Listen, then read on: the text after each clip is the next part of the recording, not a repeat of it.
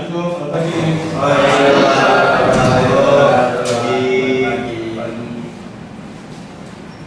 Oke, terima kasih ya sudah disiapin tampilannya. Jadi kita masuk bisa langsung mulai. Bismillahirrahmanirrahim. Assalamualaikum warahmatullahi wabarakatuh. Selamat pagi. Waalaikumsalam warahmatullahi wabarakatuh. Selamat pagi. Ini pertemuan pertama kita di semester ini. Saya akan mengampu mata kuliah Entrepreneurship for Tourism dalam satu semester ke depan, gitu ya. Karena kita nggak ada yang tandem. Mungkin kalian sudah kenal saya, jadi kita nggak perlu berkenalan lebih jauh lagi. Oke, Entrepreneurship for Tourism. Sebelum saya menyampaikan materi, karena ini pertemuan pertama, maka ada kewajiban bagi saya untuk menginfokan kepada kalian apa saja materi-materi yang akan kita pelajari satu semester ke depan. Gitu ya. Selain materi-materi yang akan kalian pelajari selama satu semester ke depan, saya juga akan memberikan rencana tugas yang kita sebut dengan RTM.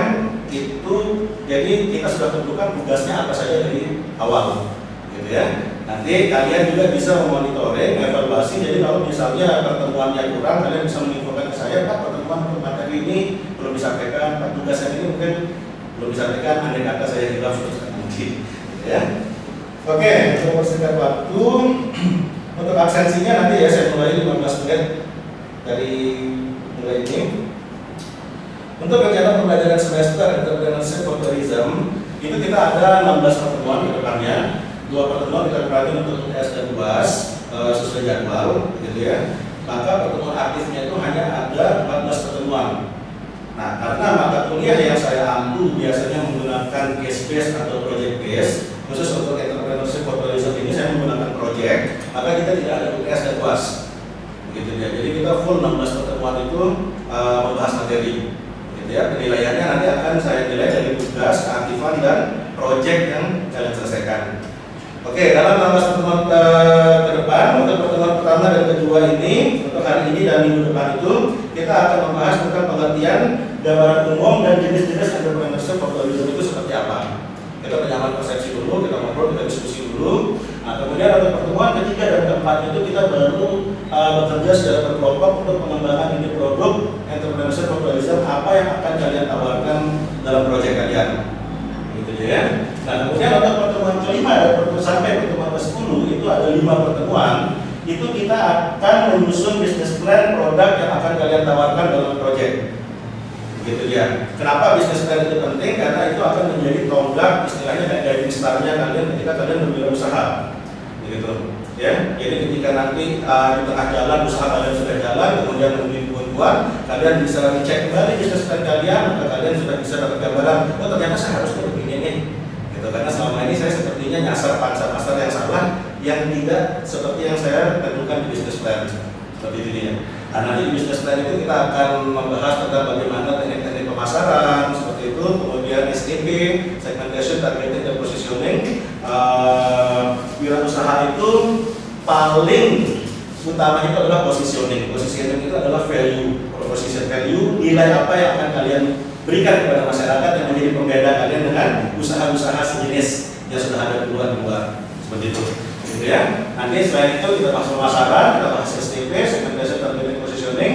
Kita juga akan membahas bagaimana rencana anggaran biaya, seperti bagaimana menentukan RAB, HBP, PIP, kapan dia akan balik modal dan sebagainya, gitu ya.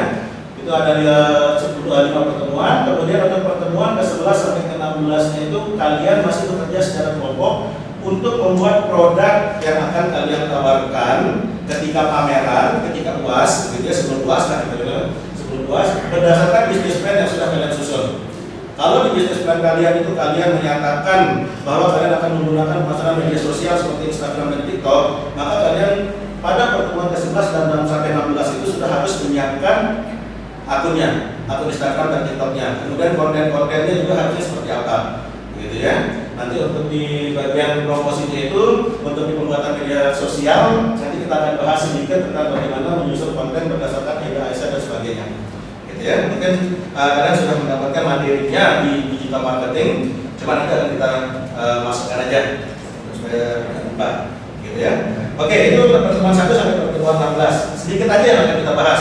Kita hanya akan banyak bekerja secara berkelompok, gitu ya. Itu RTS-nya. Kemudian untuk rencana tugas mahasiswa atau RTM, sebagaimana yang sudah saya sampaikan tadi, karena ini mata kuliah proyek, maka UTS dan UAS-nya itu kita tidak mengerjakannya dalam ujian tulis, begitu ya, tapi dari tugas dan proyek kalian. Nah, untuk pertemuan pertama dan kedua itu saya masih memberikan tugas, jadi tidak besar, hanya 10% dari seluruh penilaian, dari 100% penilaian. Kemudian pertemuan ketiga dan keempat itu juga 2 tugas. Untuk tugas pertemuan ketiga dan tugas keempat dalam resume materi dan pencarian ide itu masih sama 10%. Untuk pertemuan 3 dan 4 ini kalian sudah harus kerjakan secara berkelompok, gitu ya. Untuk tugas 1 sampai 2 itu masih individu. Nah, kemudian untuk pertemuan ke-5 sampai pertemuan ke-10 itu kalian menyusun bisnis plan seperti yang sudah kita bahas tadi itu sebagai pengganti nilai UTS sebesar 30%. Gitu dia. Jadi bisnis plan-nya nanti akan saya berikan template-nya supaya kita lebih enak. Besok itu di semester 5 kalian itu kan ada MBKM ya sebagai pengganti PKL. Itu wajib untuk mahasiswa S1 dan D3 sekarang MBKM. Nah, di dalam skema MBKM itu salah satunya ada namanya kewirausahaan. Nah, kalian bisa pakai proyek kalian dari mata kuliah ini untuk kalian gunakan kembangkan lebih jauh lagi pada saat MBKM itu. Begitu dia. Jadi pekerjaan kalian nanti ketika MBKM kewirausahaan itu hanya berjualan aja selama 1 semester. Dari laporan-laporan penjualan dan kegiatan kalian itu nilainya akan saya konversi menjadi 24 SKS. Nah, jadi enak kan? Nah, untuk template bisnis plan-nya nanti akan saya berikan template yang digunakan untuk MBKM-nya, MBKM kewirausahaan. Jadi kita sekali mendayung buat 3 pulau terlampaui. Selain bisa untuk MBKM, kalian juga bisa ikut sertakannya dalam kegiatan-kegiatan kompetisi wirausaha nasional. Begitu, saya tahu sudah bisa lolos gitu kan untuk meningkatkan prestasi kalian. Nah, kemudian itu nilainya 30% dari seluruh pertemuan, ya. Nah, lalu nanti kalau misalnya kita sudah memulai bisnis plan, apakah langsung nilainya bagus? Belum tentu. Kita koreksi lagi dalamnya nanti seperti apa, begitu dia. Banyak memang kelemahan dari bisnis plan yang dikerjakan dan dikirim oleh teman-teman kakak-kakak kalian ke kompetisi-kompetisi itu banyak yang tidak lolos. Kenapa? Karena tidak ada benang merah, tidak ada konsistensi antara pemasaran, produk, proses produksi dengan anggaran biaya. Gitu dia. Biasanya mereka menghalu-halu caranya untuk menentukan cara pemasaran, promosi dan sebagainya, tapi di anggaran biayanya nggak masuk. Begitu. Jadi nanti bisnis plan yang akan saya nilai itu bukan dokumen bisnis plan-nya, tapi konsistensi penulisan kalian dari bab 1-nya sampai bab terakhirnya. Ya, itu nilainya 30%. Kemudian untuk tugas membuat produk berdasarkan bisnis plan dan mengikuti pameran itu adalah proyek utamanya. Jadi nanti pada akhir pertemuan kita akan kumpulkan semua kelompok dari semua kelas kewirausahaan atau support tourism untuk mengikuti pameran tersebut. Gitu ya, jadi kita akan mengadakan eksibisi kegiatan dalam bentuk yang besar, gabung sama kelas-kelas yang lain. Disitulah proyek utamanya kalian. Nah, nanti yang akan dinilai dari keikutsertaan kalian itu adalah bagaimana kalian membuat produk kalian, mempersiapkan produk kalian itu sesuai dengan bisnis plan kalian atau tidak, gitu ya. Oke, itu sebagai pengganti nilai UAS nilainya 50%.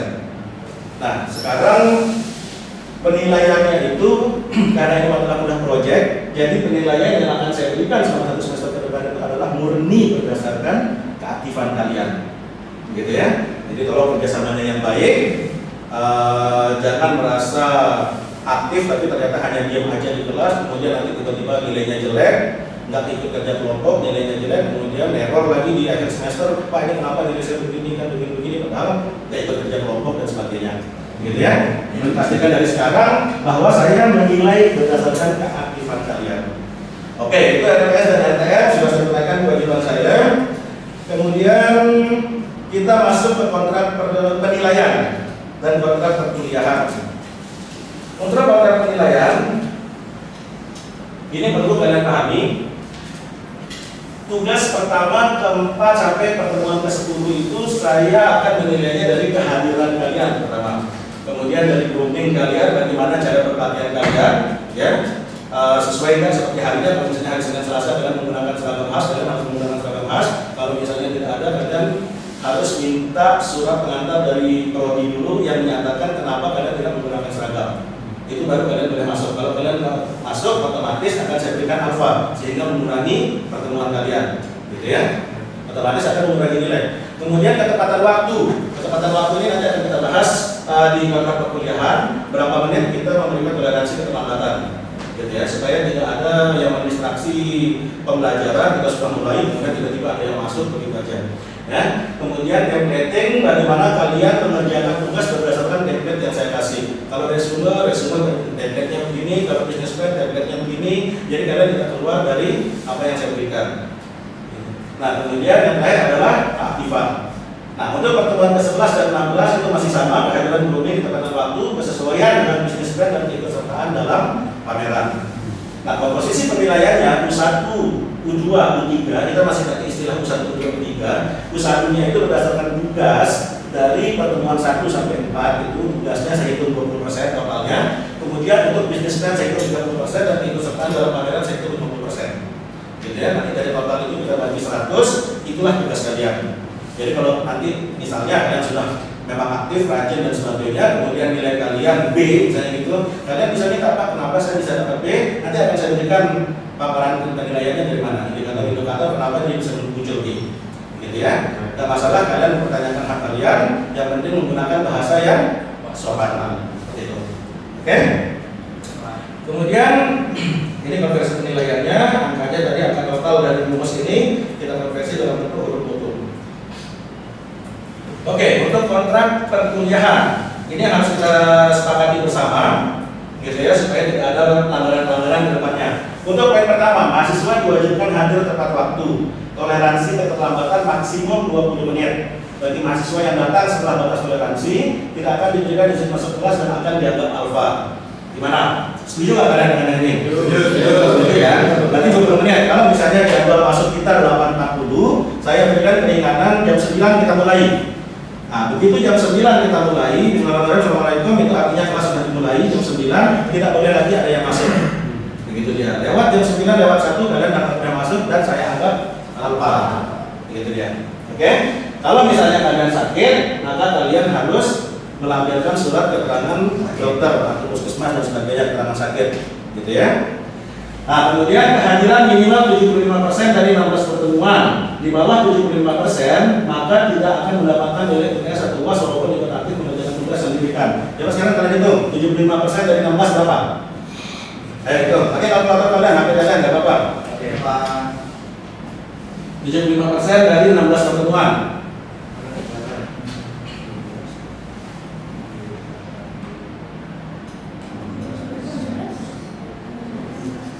100 ke 16 berapa?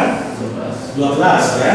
Berarti minimal kalian harus hadir 12 pertemuan dalam satu semester. Kurang dari itu kalian tidak bisa mengikuti UTS UAS walaupun kalian aktif di kelompok mengerjakan tugas kalian. Gitu ya. Ya. Nah, kemudian mahasiswa diperbolehkan menggunakan HP di dalam kelas hanya untuk mencari informasi yang dibutuhkan terkait pembelajaran atas permintaan dosen. Dan selama perkuliahan HP di silent. Mahasiswa hanya diperbolehkan menerima telepon dari orang tua. Ya, jadi tetap aja taruh HP kalian di depan kalian karena pasti akan saya minta untuk digunakan, begitu ya, untuk mencari informasi dan sebagainya, gitu ya. Tapi di silent dan ketika ada telepon masuk harus menunjukkan ke saya bahwa yang menelpon kalian adalah orang tua baru boleh diangkat. Kemudian dalam hal berpenampilan dan berpakaian, mahasiswa harus mengikuti aturan yang berlaku, tidak menggunakan kaos oblong, celana sobek dan sandal, khusus untuk pemeriksaan kesehatan menuju ada grooming yang ditetapkan oleh prodi. Untuk aturan grooming tentu kalian sudah paham karena ada bannernya di lantai 1 dan lantai 2, jadi sudah tidak ada yang lagi ya untuk grooming. Nah, kemudian bagi mahasiswa berhijab pariwisata yang tidak memenuhi standar grooming yang telah ditetapkan tidak akan diberikan izin masuk kecuali ada surat pengumuman dari prodi. Itu sudah saya sampaikan. Mahasiswa dilarang melakukan bullying secara verbal maupun fisik. Mahasiswa yang melakukan bullying akan dikeluarkan dari kelas. Pengulangan kesalahan yang sama sampai 3 kali peringatan akan otomatis mendapatkan nilai E. Gitu ya. Kita bebas menjadi apa aja. Saya juga kalau ngajar menggunakan bahasanya santai, tidak terlalu formal, dan kalian bebas juga menjadi mahasiswa seperti apa. Tapi kebiasaan kalian di luar jangan bawa masuk dalam kelas saya. Ketika ada teman kalian yang mungkin bertanya hal-hal sepele atau hal receh, kemudian kalian kayak begitu, siap-siap akan saya berikan SP, surat peringatan. Saya tidak mentolerir adanya bullying, ya baik dalam bentuk fisik maupun verbal dalam kelas saya. Begitu dia. Ya, kenapa? Karena kita mencoba untuk menjadi manusia. Nggak ada orang yang suka dibully, ya kan? Nggak ada orang yang suka dikata-katain, gitu ya. Proses penangkapan informasi yang bisa dilakukan oleh kepala kita itu berbeda-beda, begitu. Jadi jangan sampai hanya karena kita cepat memperoleh menangkap informasi, memahami informasi, kemudian kita memandang rendah teman kita yang lebih lambat dalam menangkap informasi, gitu dia. Ya, jadi jangan sampai ada yang melakukan bullying baik dalam bentuk verbal maupun fisik. Itu akan saya berikan 3 kali peringatan. Kalau SP1, SP2, SP3 tetap diulang lagi, itu sama lagi. Sebagaimanapun rajinnya kalian, bagusnya kalian berkomunikasi, saya nggak peduli, karena itu nggak ada artinya ketika ada itu sudah kita ada. Oke, keterlambatan dosen selama 15 menit tanpa pemberitahuan berarti kelas dinyatakan kosong. Mau ditambah lagi 15 menit, 20 menit, atau 10 menit? 15 menit. 15 menit. Oke ya. Berarti kalau kita nomor 40 kita akhir masuk jam 9. Kalian nggak boleh masuk jam 9:01 ya. Nah, tapi kalau saya menghilang dari 8.40 sampai 8.45, 8.55, sorry 15 menit kemudian dan tidak ada informasi bahwa kelas ada atau tidak, maka kelas dinyatakan kosong. Begitu. Jadi kalian ada keuntungan 5 menit ya. Ya. Ada kelihatan di bawah saya kalian. Saya boleh kalian boleh. Oke, oke, nggak masalah. Yang penting kita sepakati peraturan ini, jangan sampai ada yang melanggar di kemudian hari. Gitu. Oke, untuk RPS, KTM, kontrak penilaian dan kontrak perkuliahan ada yang ditanyakan? Silahkan, nggak apa-apa. Mungkin terkait kontrak perkuliahan, Pak, kenapa 20 menit, kenapa korupsi dan sebagainya? Silahkan, Pak. Jiwa internet. Ya, jiwa internetnya. Oke, nggak ada yang mau dibahas untuk penilaian dan sebagainya, ya? Silahkan.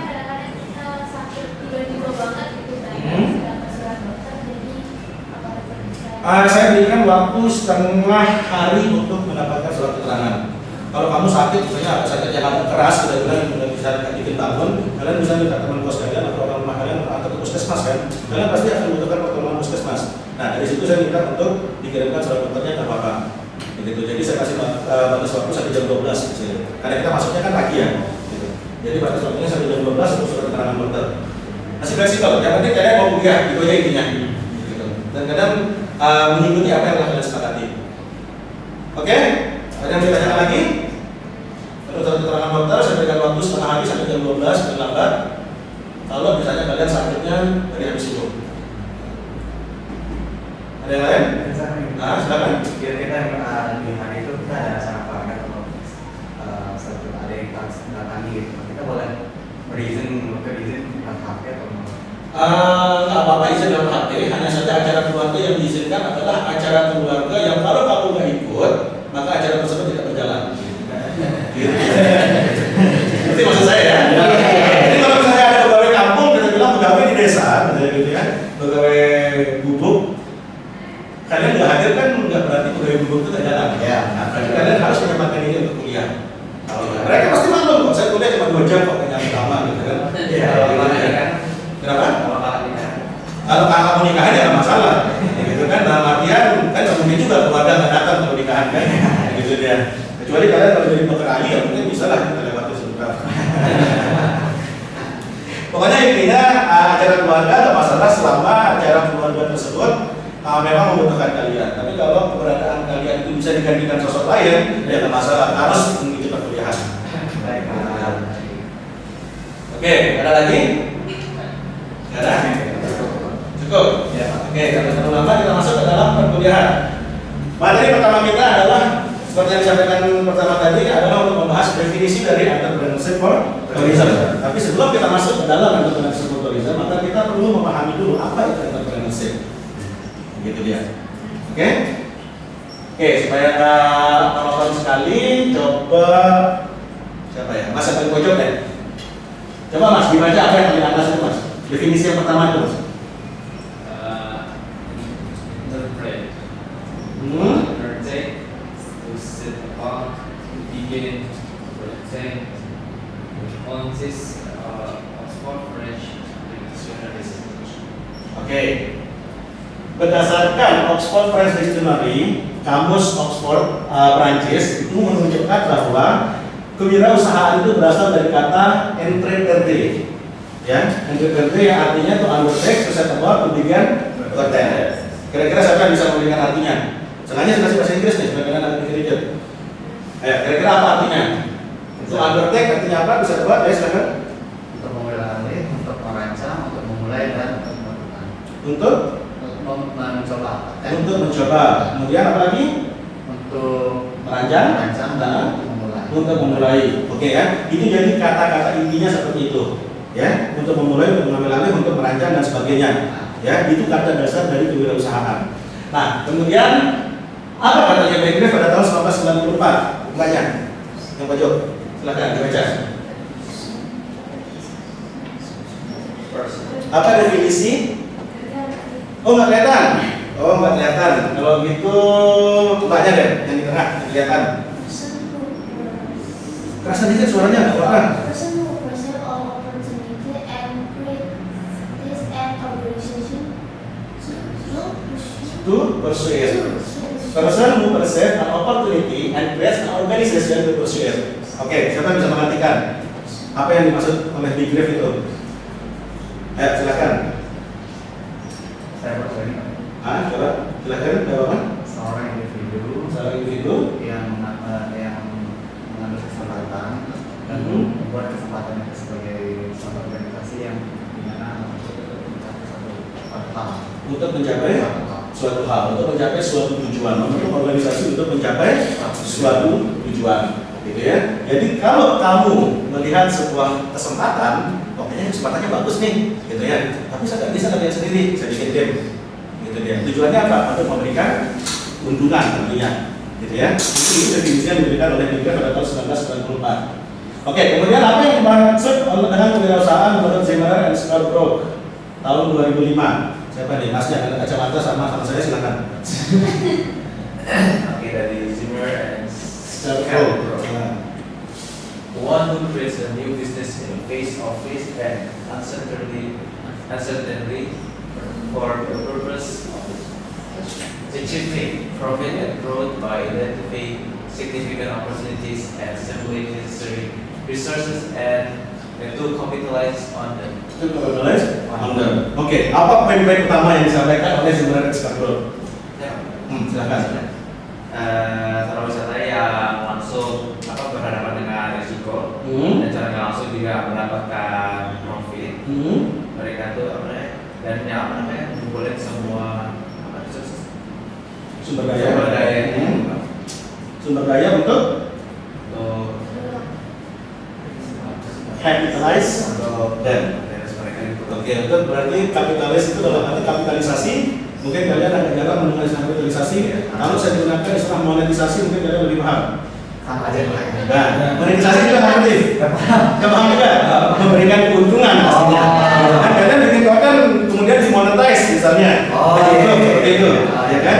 Nah, begitu ya. Jadi poin-poin yang ada di one who creates adalah seseorang yang membuat, gitu ya. Orang yang membuat new business, sebuah usaha baru, gitu ya.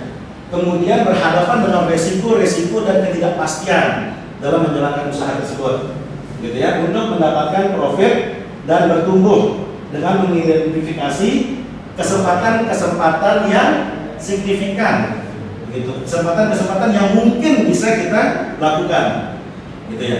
Dalam menjalani hidup kan pasti ada banyak pilihan ya, pilihan A, B, C, D, gitu ya.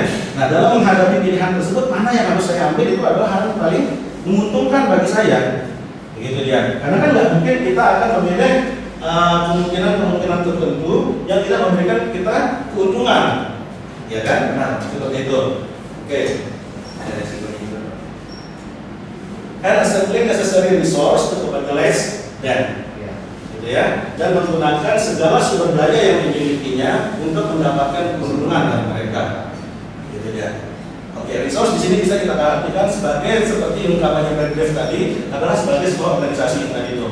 Jadi kita kumpulkan orang-orang yang kita anggap mampu untuk menjalankan ide kita tadi itu, begitu ya, untuk bersama-sama menghadapi resiko-resiko yang kemungkinan akan kita hadapi dengan berbagai peluang yang mungkin bisa kita gunakan, gitu ya, untuk mendatangkan keuntungan bagi kita semua. Oke, ada yang memberikan definisi yang berbeda mungkin dari definisi-definisi yang diberikan oleh Mirgraves dan Escarborough. Nggak apa-apa menggunakan bahasa kalian. Saya mau lihat bagaimana kalian memahami sebuah konteks, kemudian mampu membahasakan konteks yang kalian pahami dengan bahasa kalian. Jadi kalian tidak terpaku dengan bahasa apa yang disampaikan oleh bahasa buku. Begitu dia. Karena beda orang yang menghafal dengan yang paham. Kalau dia hafal saja berarti dia kaku. Dia tidak bisa menerapkannya dalam kehidupannya nanti. Tapi kalau dia paham, maka dia akan bisa menerapkannya dalam aspek-aspek kehidupannya ke depannya. Ayo, kira-kira apa? Dari beberapa pendapat tentang definisi kewirausahaan tersebut, saya mau tahu definisi apa yang bisa kalian berikan berdasarkan pemahaman dan bahasa kalian. Nah, silakan. Tapi dikit aja sih Pak ya. Enggak apa-apa, singkat pada jelas pun nggak masalah. Walaupun ada sedikit peluang itu bisa dijadikan bisnis. Iya, betul. Orang yang bisa melihat Peluang. sekecil-kecilnya peluang itu menjadikannya usaha dan mendatangkan keuntungan bagi mereka. Ada lagi? Silakan, nggak apa-apa. Berani berbicara. Kalian mahasiswa, maka kalian harus berani menyampaikan apa isi kepala kalian. Ayo. Silakan. Yang saya tangkap dari definisi ini dikatakan seorang individu yang mencari yang mengumpulkan sumber daya manusia dan membuat organisasi untuk tentunya nantinya akan mendapatkan profit barang-barang dan mereka. Oke, sekarang yang cewek. Tadi cowok udah borak nih, masa cewek kalah? Gak boleh kalah cowok. Ayo. Silakan, Mbak. Dari seorang berbeda sedikit, berusaha itu adalah seorang yang selalu merasa ada peluang di sekitarnya. Selalu merasa ada peluang di sekitarnya, kemudian Mendapatkan keuntungan. kita mendapatkan keuntungan. Bagaimana mengolah peluang-peluang yang ada itu untuk mendapatkan keuntungan. Oke, dari definisi berarti sudah jelas ya apa itu kewirausahaan. Ya, poin-poin besarnya sudah kita tangkap.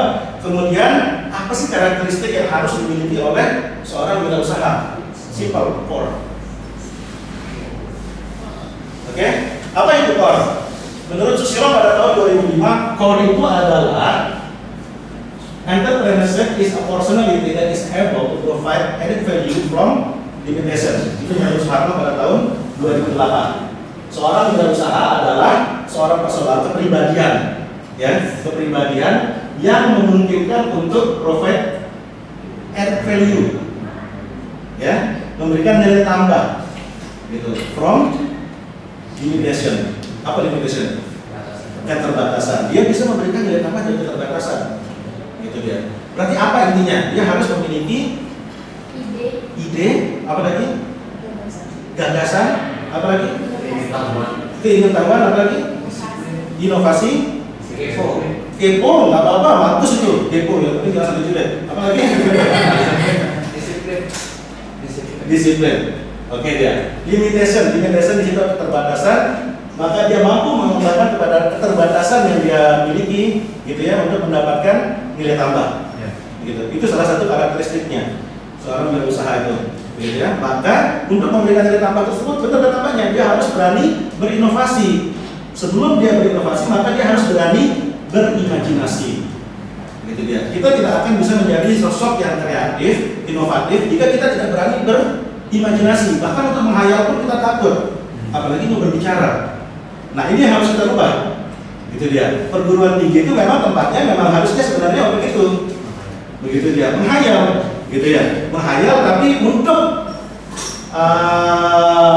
mengkonkretkan hayalan tersebut, apa yang bisa kamu lakukan? Di situ bedanya seorang wirausaha dengan yang bukan wirausaha, gitu ya. Nah, apa sih the core itu menurut Susilo? Curiosity. Apa curiosity? Keingin-tahuan yang tinggi, gitu ya. Tapi jangan kamu keingin-tahuannya hanya untuk mengurus masalah rumah tangga orang lain, gitu ya.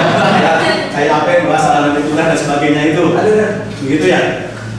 Ingin tahu misalnya kamu makan kebab nih, misalnya kamu doyan makan, ya kan, kamu makan kebab. Kira-kira kalau dagingnya ini saya ganti pakai daging ini, gimana? Enak enggak? Kira-kira kalau sausnya ini saya bikin saus sendiri dari bahan alami yang lain, kira-kira enak enggak? Dicoba, itu ada peluang baru di situ. Kalau orang biasa pakai mayo, mungkin kalian bisa menggunakan saus apa kira-kira? Saus tartar. Saus apa? Tartar.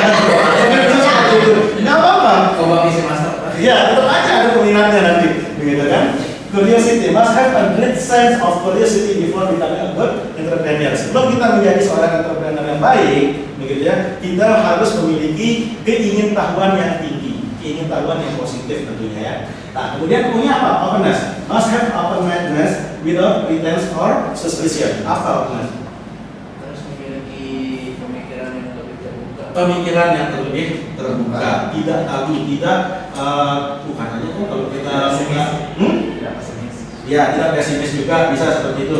Tidak terlalu mendengarkan apa pendapat orang lain yang belum tentu terbukti kebenarannya. Pasti kalian dari TK, SD, SMP, SMA sampai kalian kuliah sekarang pasti kalian sering mendengarkan cerita bagaimana seekor kodok yang ikut panjat pinang. Iya, iya kan? Banyak nih kodok yang ikut panjat pinang. Kelihatannya impossible, begitu. Karena kelihatannya impossible, akhirnya teman-teman kodoknya yang lain underestimate kan? Ya mungkin dia bisa naik, nggak mungkin dia bisa dapat hadiah di atas, gitu kan? Tapi ujung-ujungnya akhirnya apa? Dengan perlahan dia bisa dapat. Begitu dia. Bagaimana perlombaan kelinci dengan kura-kura yang malah akhirnya dimenangkan oleh kura-kura. Kenapa? Walaupun pelan dia konsisten. Begitu dia nggak mau dengar apa kata orang. Wah pasti kura-kura kalah nih, apalagi burungnya berat, gitu kan? Apalagi kerjaannya malas, makanya umurnya panjang. Gitu ya. Tapi dia lama, lu siapa? Emang tahu gua gitu kan? Enggak kan? Gitu. Akhirnya dia tetap jalan. Tujuannya, oh itu tujuan saya. Nggak apa-apa pelan. Tapi kelinci yang kelihatannya gesit, lompat ke sana kemari, sudah maju mundur lagi, maju mundur, akhirnya kalah. Itu openness, ya, keterbukaan, open minded, keterbukaan pemikiran kita.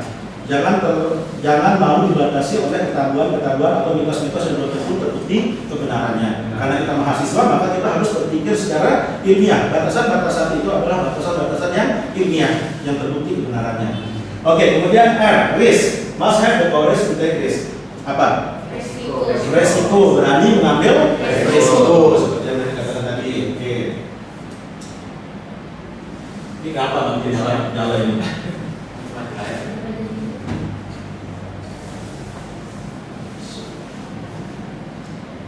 Oke, kemudian yang terakhir adalah energy. Must have the fighting power of a warrior. Harus punya semangat berjuang seperti seorang pejuang. Begitu. Daya juangnya harus tinggi, mentalnya harus kuat. Iya, seperti itu. Kalau kamu menjadi wirausaha yang bagus, begitu kita bilang ya, mungkin nggak ada masalahnya sedikit kalian gaya-gaya di kelas, begitu ya. Untuk ngelatih mental kalian, kemudian kalian dimarahin sama dosen, kita lihat mental kalian sehat atau tidak. Kalau kalian tetap masuk, tetap rajin, itu akan melatih mental kalian. Tapi jangan diikutin untuk kurang ajarnya. Gitu maksud saya. Ya. Energy must have the fighting power of a warrior who has high energy to achieve success. Untuk mendapatkan kesuksesan. Gitu dia. Energi yang besar, mental. Jadi kita bicara mental. Ketika kalian ingin menjadi seorang wirausaha, gitu ya, di angan-angan kalian, oh saya harus sukses di umur 35, saya nggak mau masuk perusahaan, ada kata saya masuk perusahaan, saya akan langsung pensiun muda, buka usaha sendiri, gitu ya, berdasarkan apa yang saya dapatkan. Tapi habis itu kalian tidur, kira-kira mungkin nggak kalian akan menjadi seorang wirausaha? Nggak mungkin kalau gitu. Bermimpi dulu ya, bermimpi terus itu. Ya kan, kita bermimpi, gitu dia. Padahal memang kunci awal dari seorang wirausaha itu adalah berkhayal, mimpi, ya kan? Tapi mimpinya itu dipraktekkan atau tidak, dijalankan atau tidak, diusahakan untuk tercapai atau tidak. Bukan hanya menghayal, tadi saya jadi pengusaha, habis masuk gitu kan? Gitu kan, lanjutin sampai sukses, gitu ya. Gitu. Jadi nggak mungkin seorang wirausaha itu akan sukses ketika orang lain, pesaingnya buka jam 7, dia buka jam 9 atau jam 10. Begitu dia. Ya, jadi kalian harus punya energi mental yang kuat untuk itu. Oke, dari karakteristik ini ada yang ditanyakan nggak? Kira-kira kita diskusi aja. Dari definisi tadi sudah, ada karakteristik sekarang gimana? Karakteristik kewirausahaan. Kira-kira apa yang belum terakomodir di dalam konsep core yang disampaikan oleh Susilo tersebut? Untuk memperkaya khasan keilmuan saja, tidak masalah. Mungkin bisa menambahkan opportunity, bagaimana cara seorang wirausaha yang melihat sebuah peluang itu, gitu ya. Jadi memang banyak sekali bertebaran kesempatan-kesempatan di sekitar kita. Hanya saja mental block kita yang terlalu tinggi, begitu ya, yang membuat kayaknya nggak ada kesempatan apa-apa di dunia ini, sehingga menjadikan kita kaum yang pesimis. Seperti itu. Ya, kesempatan opportunity bagus. Apalagi kira-kira karakteristiknya? skripsi tidak pernah skripsi energi tadi, kemudian ada opportunity dari Gun ya. Ya. Konsisten, betul, konsistensi. Jadi nggak ada gunanya kalian kerja keras, gitu ya, kerja keras sampai melupakan waktu libur dan sebagainya, gitu. Tapi 2 hari kerja keras, 3 hari libur, kita konsisten, gitu. Sama seperti cerita kura-kura yang tadi, ya kan? Ketika seekor kura-kura yang sangat terkenal dengan kelambatannya, kemalasannya, ketika dia konsisten, dia bisa menang dari seekor kelinci yang sudah kelihatan gesit, yang sudah banyak menang. Begitu dia, konsistensi. Oke, dari opportunity konsistensi apa lagi? Pantang menyerah. Tadi mental warrior itu ya, pantang menyerah. Jadi rugi sekali nggak apa-apa, paling besok untung nih, coba lagi nggak apa-apa, gitu ya. Karena seperti yang saya bilang tadi, itulah gunanya dari business plan. Gitu. Ketika kita gagal, gitu ya. Cobaan pertama sebuah usaha itu adalah karena saya sempat berusaha juga. Cobaan pertama dari usaha itu adalah 5 tahun pertama. Ketika 5 tahun pertama kalian sudah bisa survive, insya Allah 6, 7, 8, 9, 10-nya itu bisa bertahan, berkelanjutan. Gitu ya. Tapi kalau misalnya 5 tahun pertama kalian kurang, perlu ada yang direvisi kembali di bisnis kalian. Mungkin segmentation pasarnya, segmentasi pasar, targeting pasarnya, dan sebagainya. Mungkin proposition value, nilai yang kalian berikan tidak berbeda dengan apa yang diberikan oleh pesaing kita. Begitu dia, inovasi baru. Iya, kita perlu ada inovasi baru seperti itu. Oke, itu untuk definisi sudah, untuk karakteristik sudah. Kemudian kita masuk sekarang dalam sesi diskusi.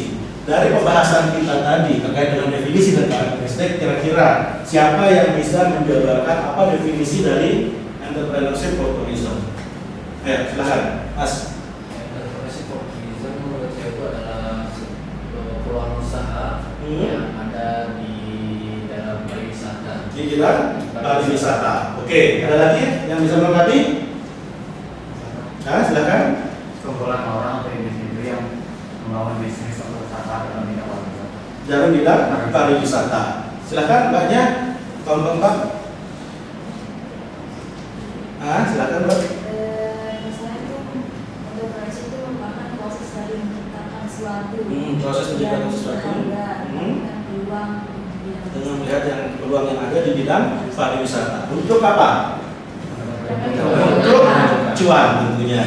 Gak ada orang yang mau berdiri usaha hanya untuk amal. Amal itu bisa belakangan. Yang penting cuan dulu. Bagaimana kalian beramal kalau kalian nggak mendapatkan keuntungan? Ya kan? Seperti itu. Jadi entrepreneurship optimism adalah seseorang wirausaha, seseorang individu yang memiliki jiwa berjuang yang tinggi, yang bisa melihat peluang-peluang yang ada di sekitarnya, kemudian membentuk organisasi-organisasi sekelompok orang, begitu ya, untuk berwirausaha, membuka usaha di bidang pariwisata untuk mendatangkan keuntungan bagi mereka. Seperti itu ya, entrepreneurship for tourism. Bentuknya seperti apa? Ada banyak sekali bentuk dari entrepreneurship for tourism. Di sini ada entrepreneur in accommodation. Contohnya seperti apa? Homestay, hostel, hostman. Kalau kamu anak sultan, kamu bisa akuisisi hotel lain kemudian membuat hotel, ya kan? Kemudian entrepreneur and food and beverage, ya kan? Seperti yang banyak yang kalian lihat yang ada di sekitar kita, food and beverage bebas, gitu dia. Food and beverage ini adalah sektor yang paling jenuh untuk saat ini, makanan minuman. Begitu ya, jenuh. Kalau kamu mau masuk sekarang, kamu harus bisa membawa value-value yang kelihatan memang baru, segar, berbeda daripada yang sudah ada. Nggak bisa kamu hanya bermodalkan resep-resep seperti kebanyakan yang sudah dilakukan oleh pemain lama. Karena ketika kalian memasuki sebuah pasar, ya, itu kan pemain di dalam pasar itu sudah banyak tuh, ya kan? Ada yang sudah 5 tahun, ada yang 10 tahun, ada yang 15 tahun. Apa yang akan menjadi pembeda dengan kalian yang baru masuk? Uniqueness. Uniqueness, apa lagi? Yang paling penting, taste, apa lagi? Ciri khas, apa lagi? Yang paling penting dalam food and beverage? Variasi. Ada lagi? Bahan baku. Supplier bahan baku itu yang paling utama. Begitu dia. Ya kan? Ada orang yang bilang ada kualitas, ada rasa. Karena kalian sudah menjadi pemain lama, tentu pembeli kalian itu sudah terpetakan, ya kan, sudah kalian tahu jumlahnya. Kalian sudah berani mengambil dalam jumlah yang banyak. Karena kalian mengambil jumlah yang banyak, maka harga yang bisa kalian dapatkan untuk bahan baku yang berkualitas menjadi lebih murah. Begitu dia. Karena kalian baru masuk ke dalam pasar tersebut, kalian menggunakan bahan baku yang murah dulu untuk mengikuti anggaran kalian, budget kalian. Anggaran murah, kualitas jelek. Sedangkan pesaing kalian sudah mendapatkan kualitas bagus dengan harga murah. Tentu harus ada inovasi baru, tes baru, nilai-nilai baru seperti yang kalian jabarkan tadi. Begitu. Apa yang membuat kalian berbeda dengan orang lain? Kalau dulu burger kita tahunya warna coklat, rotinya sekarang ada yang merah, ada yang hitam. Itu sebuah inovasi baru. Itu dia. Ya kan? Nah, seperti itu. Kemudian entrepreneur and tour and travel. Karena tour and travel sudah jelas kita menjadi rental, motorcycle, red cycle, tour guide, travel agent dan sebagainya. Kemudian apa lagi? Entrepreneur in interpreter service. Apa interpreter service? Layanan translator. Banyak tuh orang-orang Cina, orang-orang Eropa yang datang ke sini tapi tidak bisa berbahasa Indonesia.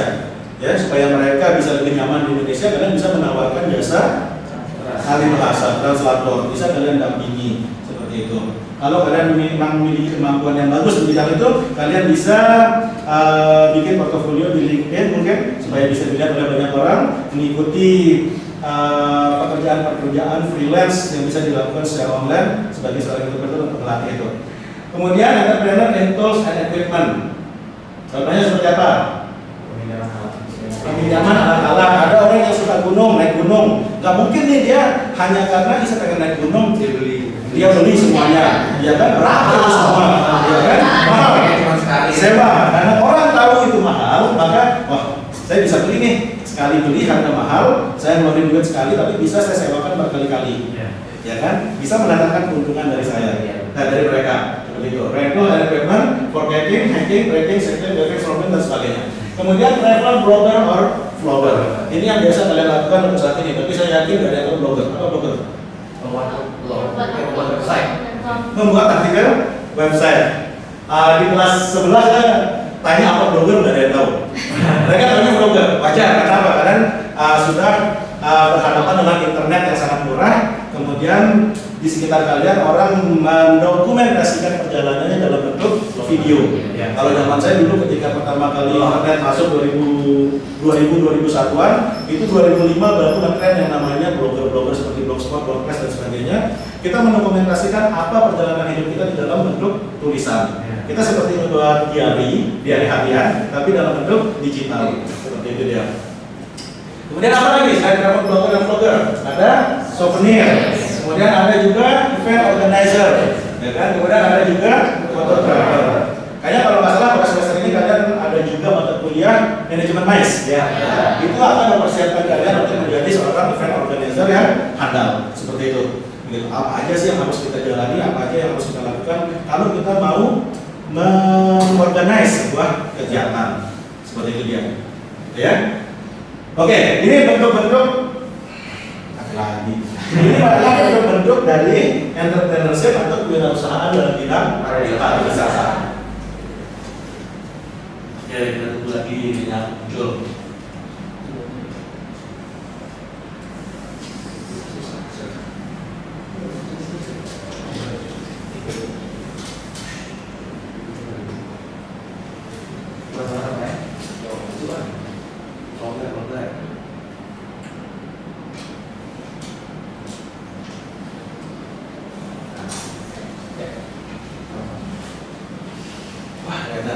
Oke, kita tadi sudah membahas definisi dan karakteristik dari kewirausahaan, kemudian kita juga sudah membahas apa saja bentuk-bentuk dari kewirausahaan di bidang pariwisata.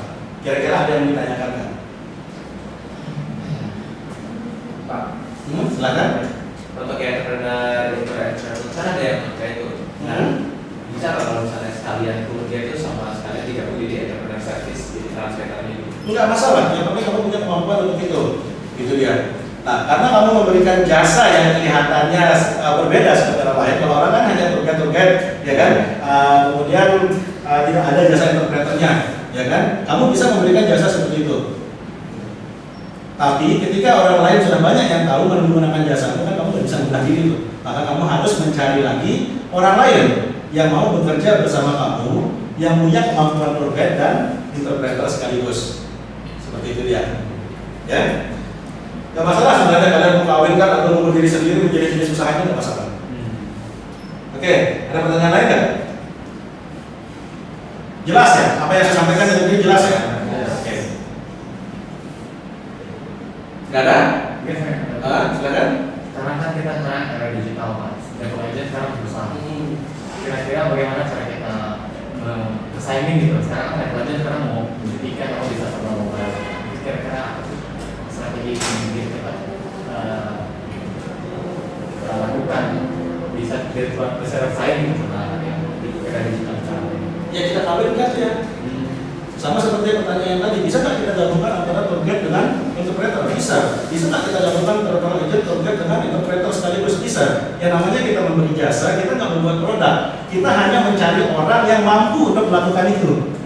Begitu dia. Ketika kamu mau membuat travel agent, nggak masalah, kamu pasarkan di lingkaranmu dulu, gitu ya. Kemudian kamu pasarkan kalau misalnya kita menggunakan Instagram, maka jangkauannya lokal. Tapi kalau kita menggunakan TikTok, jangkauannya luas. Untuk membentuk awareness pasar, kesadaran pasar, gitu ya, untuk menunjukkan eksistensi kalian. Tentu kalian akan membuat akun media sosial nih, ya kan? Ada kalian menyasar nasional, maka kalian menggunakan memilih TikTok, gitu ya, dengan fitur TikTok Ads. Kalian menggunakan konten-konten terkait dengan perjalanan-perjalanan, sekaligus menjual produk kalian. Nggak masalah. Begitu dia, karena nggak ada kalau Traveloka, dan misalnya bicara Traveloka, kita bilang begitu ya, tiket.com dan sebagainya, dia menawarkan harga tiket-tiket perjalanan ke sana kemari dan sebagainya, gitu. Tapi dia menawarkan tour guide sama interpreter enggak, itu bisa kamu sasar sebagai kelebihan nilai proposisi yang berbeda, value proposition yang kamu tawarkan untuk pasar yang membuat kamu berbeda dengan pemain sebelumnya. Nggak masalah seperti itu. Yang penting bagaimana inovasimu aja, gitu dia. Tentunya ada kelemahannya juga kan, ya saya bilang seperti itu. Nah, kita bisa melihat menganalisis kelemahannya seperti apa, kemudian kelemahan itu yang kita isi dengan ide-ide terbaru kita. Jadi supaya kita orang jalan kan. Yang penting apa terus? Konsisten. Oke.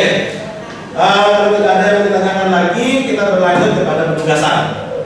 Ya, seperti yang disampaikan tadi, resume dan kembangkan materi pada link YouTube. Nanti kalian bisa nonton link YouTube saya di situ. Itu berbicara tentang bagaimana transformasi seorang wirausaha dari orang yang biasa saja menjadi seorang wirausaha. Kalau kalian merasa belum memiliki mental karakteristik yang kita bahas tadi, kalian bisa dengar paparannya pada video tersebut untuk bagaimana membentuk mental kalian supaya bisa menjadi memiliki mental seorang wirausaha. Nanti kalian resume apa yang ada di dalam video tersebut, begitu ya. Kemudian kalian tambahkan dengan pembahasan kita hari ini, gitu ya. Ya, oke. Nah, nanti kemudian setelah kalian resume apa yang menjadi bahasan tadi itu, kemudian kalian cari artikel jurnal nasional yang membahas dampak pariwisata terhadap perekonomian, khususnya UMKM di bidang pariwisata. Gitu dia. Kira-kira ada dampak positifnya nggak sih pariwisata itu bagi UMKM? Kalau misalnya dulu desa wisata sebuah desa, kemudian dia bertransformasi menjadi desa wisata, kemudian ada banyak UMKM di situ, kira-kira ada perubahan nggak mereka? Nah itu kalian cari artikelnya saja yang menyatakan bahwa ada perubahan atau tidak. Gitu dia ya. Nah kemudian ceritakan kembali, cukup ada nama penulisnya, judul, tahun, lokasi juga dan metode yang digunakan dan apa kesimpulannya. Gitu. Jadi jelas ya, kalian resume apa pembahasan kita hari ini, apa itu wirausaha, apa itu karakteristiknya, contohnya di bidang pariwisata seperti apa, gitu ya. Kemudian bagaimana cara untuk menjadi seorang wirausaha, itu bisa kalian tonton dari link YouTube saya, gitu ya. Itu channel YouTube saya tidak meminta kalian untuk subscribe, kalian hanya untuk tonton. Saya tidak mau besar power ya, menggunakan kekuasaan karena saya harus subscribe nih. Nanti kalau hanya 1000 saya bisa monetize, gitu kan? Mau saya nggak mau. Kalau kalian memang merasa itu bagus, silahkan di subscribe. Kalau hanya untuk mau memenuhi kewajiban tugas saja, tidak masalah, nggak usah di subscribe, gitu ya. Dan kemudian baru kalian lampirkan apa kesimpulan dari jurnal yang kalian dapatkan untuk memperkuat argumen kalian bahwa wirausahawan itu memang dibutuhkan. Gitu ya. Jadi jelas ya tugasnya ya. Dari definisi, karakteristik, contoh-contohnya di bidang pariwisata seperti apa, bagaimana caranya untuk menjadi wirausaha, kemudian contoh konkret bukti-bukti dari penelitian ilmiah. Begitu dia. Yang membuktikan bahwa pariwisata itu memberikan keuntungan bagi perekonomian UMKM, wirausaha. Makanya wirausaha itu juga dibutuhkan. Nah, tugasnya kalian kerjakan pada file Word, huruf Times New Roman ukuran 12 spasi 1,5. Kalau pakai kalian pakai Calibri ukuran Calibri ukuran 10 spasi single, sudah pasti akan jelek nilainya. Gitu ya. Karena kan tadi ada saya sampaikan di awal pada waktu kontrak penilaian mengikuti templating yang diberikan. Ya. Nah, kemudian kalau sudah selesai kalian nilai file tersebut dengan tugas 1 underscore nama underscore-nya. Dan kalian kumpulkan pekan depan 1 jam sebelum perkuliahan dimulai. Kalau kita mulainya jam 9 seperti kesepakatan tadi, maka jam 8 kalian sudah mengumpulkan selesai. Deadline-nya, gitu ya. Kalian bisa mengumpulkan aja dari malam terserah, nggak masalah, begitu ya. Tapi jam 8 dalam 1, kan nanti itu ada kan di story uploadnya. Nah, kalau lebih dari jam 8 saya nggak akan terima, saya nggak bakal baca gitu loh, saya nggak akan review. Nah, kalian kumpulkan pada Google Drive yang ada di situ. Nanti ini PowerPoint-nya saya kirim di grup supaya kalian tinggal klik aja untuk masukin tugasnya. Baik Pak. Jelas ya? Oke, untuk absensinya kita absen dulu, tapi nggak apa-apa kita tutup dulu perkuliahan kita pada pagi hari ini dan bersama-sama berhamdalah. Assalamualaikum warahmatullahi wabarakatuh.